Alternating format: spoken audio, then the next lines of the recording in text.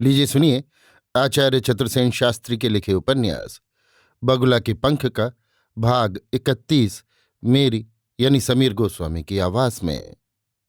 डेरे पर आकर जुगनू ने देखा नवाब बड़ी देर से बैठा है।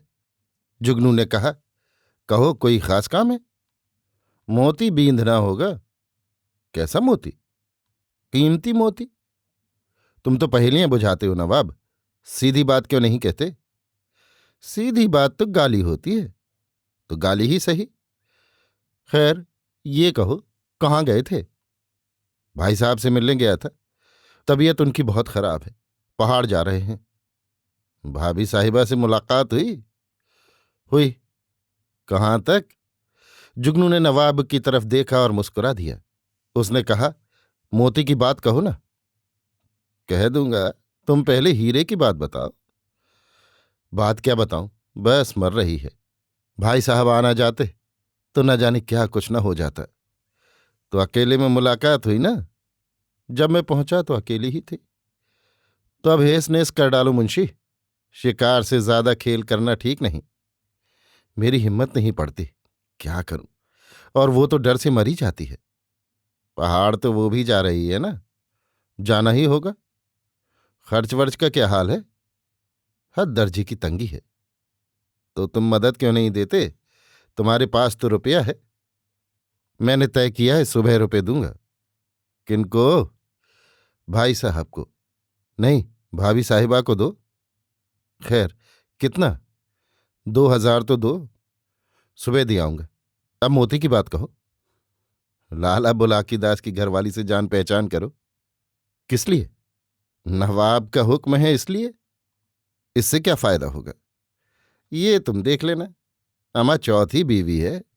लाला पके कद्दू हैं और बीवी ककड़ी का ताजा रवा। उसे तुम्हारी सख्त जरूरत है। फिर अब तो रिश्ता भी कायम हो गया है। कैसा रिश्ता? देवर भाभी का। अब तो तुम सही मानो में लाला बुलाकी दास के छोटे भाई हो। क्या भी मुझसे मिलेंगी? मैंने सुना है सोशल वर्कर हैं, कांग्रेस में दखल रखती हैं, शाह खर्च और आज़ाद तबीयत हैं, पर्दा नहीं करती। उन्हें एक ऐसे आदमी की सख्त जरूरत है जो उन्हें आगे लाए। घर में ऐसी औरतों का दम घुटता रहता है। लाला बुलाकी दास के बूते का ये काम नहीं। वे तो अपने बही खातों में फंसे रहते हैं। उनकी बीवी को अब तुम संभालो। क्या मतलब? अजी मतलब ये है कि उन्हें आगे लाओ, मुल्क की खिदमत का मौका दो, रास्ता दिखाओ। जैसे लाला बुलाकी दास का कमेटी में सब काम तुमने संभाला है वैसे ही बीवी का भी चार्ज ले लो। नवाब ने हंसते हुए कहा। जुगनू नहीं हंस सका।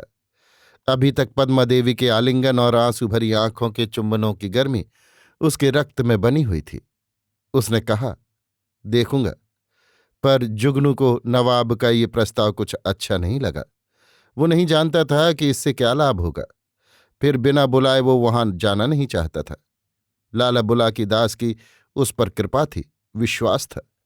वे जुगनू की सेवा, लगन और भलमनसाहत के प्रशंसक थे। जुगनू ही की बदौलत उनकी चेयरमैन की गाड़ी रड़क रही थी। सब काम जुगनू करता था, श्रेय लाला जी को मिलता था। उन्होंने अब सभी महत्वपूर्ण काम जुगनू को सौंपे हुए थे। जुगनू के हाथ में पद थे, नौकरियां थीं, कॉन्ट्रैक्ट थे, परमिट थे, पट्टे थे। और नवाब की संसार बुद्धि थी, जिसे उसने सबकी नजर से छिपाकर रखने ही में भलाई समझी हुई थी। अतः लाला बुलाकी दास को तो चेयरमैनी के झंझटों से जुगनू के कारण छुट्टी मिली हुई थी और जुगनू को बुलाकी दास के कारण आमदनी के 1000 सूत्र मिल गए थे। अब रुपया था जो बरसाती नदी की तरह उमड़ता हुआ जुगनू के पास आ रहा था। वो अंधाधुंध खर्च करता था, फिर भी रुपया कम न होता था। नवाब ने कहा, क्या सोचने लगे दोस्त? मैं सोच रहा हूं, लाला बुलाकी दास का मेरे ऊपर कितना विश्वास है। मेरे ऊपर ऑफिस का सब भार छोड़कर वे बेफिक्र हैं। भाई, तुम्हारे भाई साहब शोभाराम भी तो तुम पर ऑफिस का सब भार छोड़कर बेफिक्र हो गए थे। तुमने भार संभाल लिया और साथ ही भाभी का भी चार्ज ले लिया। ऐसा ही यहां भी करो। शोभाराम बीमार और कमजोर आदमी है। लाला बुलाकी दास बूढ़े और बनिए आदमी है। बीवी दोनों की जवान है। बस उस्ताद की सीख मानो। लाला की कृपा का लाभ उठाकर उनके घर में घुस जाओ। तुम समझते हो इसमें कुछ फायदा होगा?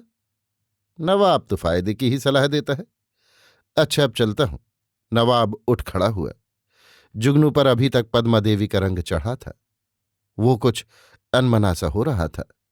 नवाब जाने लगा तो उसने कहा, जा ही रहे हो? हाँ, क्योंकि तुम्हें इस वक्त भाभी की यादगार के लिए अकेले रहने की सख्त जरूरत है। वो हंसा और चल दिया। अभी आप सुन रहे थे आचार्य चतुर्सेन शास्त्री के लिखे उपन्यास बगुला के पंख का भाग 31, मेरी यानी समीर गोस्वामी की आवाज में।